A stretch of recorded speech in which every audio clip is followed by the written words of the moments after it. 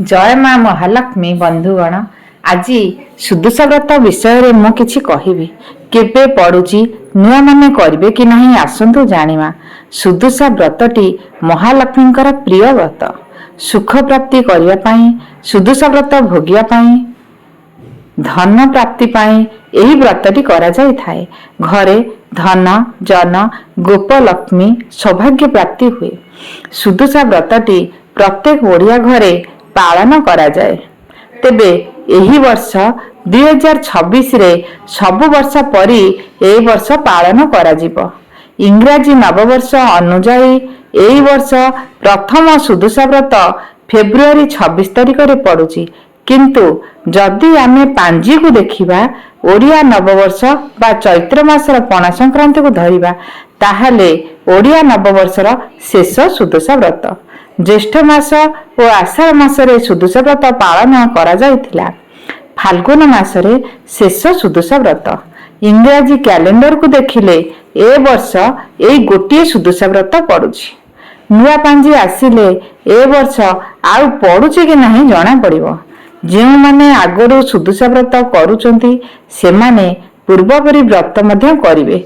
एही व्रतटी साधारणतः विवाहित नारी माने ही करती जीवनर अंतिम पर्यंत।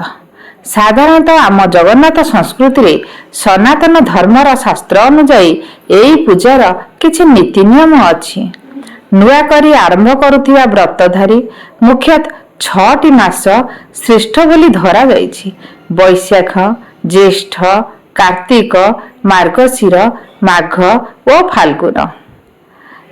शुक्ल पक्षर दशमी तिथि गुरुवार दिन पांजी अनुसार एई मास गुड़िकर जदि पड़ुथिबो तेबे नुआ व्रतधारी सुदूषा व्रत करिपारिबे। नुआ व्रतधारी सुदूषा व्रत जदि पांजी रे उल्लेख थिबो तेबे करिपारिबे।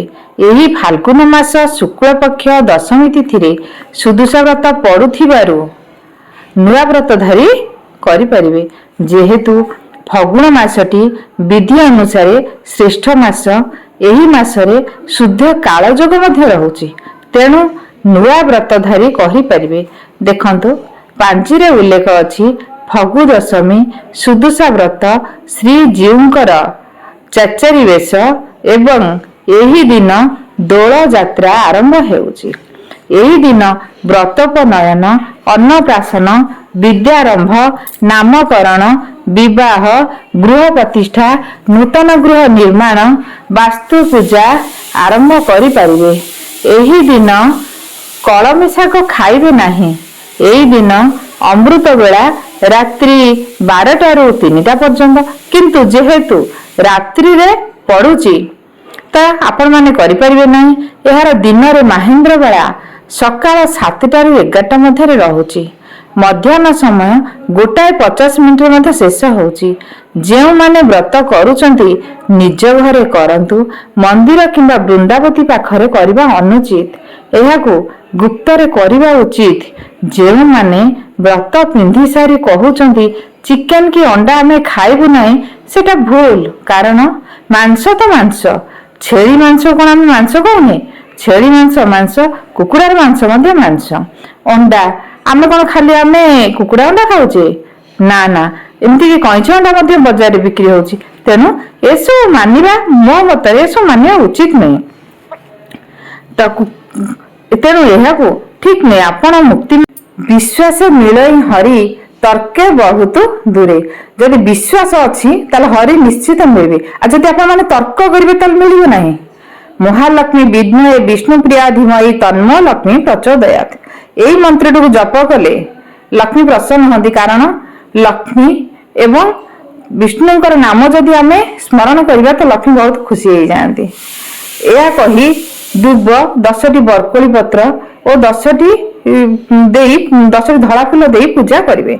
शंख 2 थर फुंकिबे, फूलहुर मध्य पकइबे। प्रथमे आमे गंठी पकैला बेले नाम स्मरण करिबा।